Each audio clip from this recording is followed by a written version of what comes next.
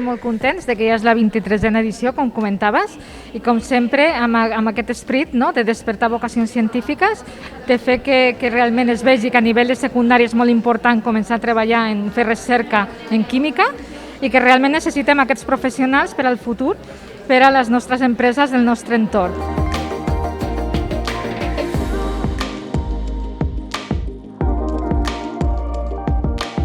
La química és i serà la solució i la recerca és importantíssima. Per tant, una petita aportació que podem fer nosaltres des de la EQT en fomentar aquest talent, doncs benvingut sigui.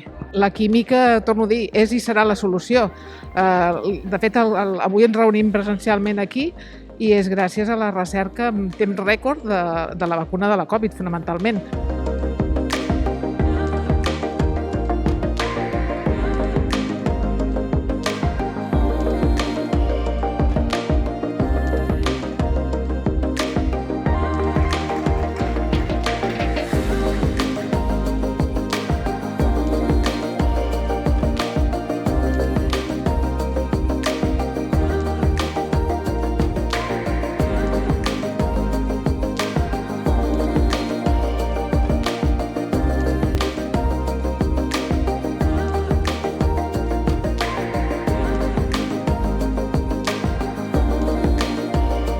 Bé, jo vaig veure que hi havia un problema avui en dia amb els plàstics i és que se'n generaven moltíssims i això ho veia a casa meva.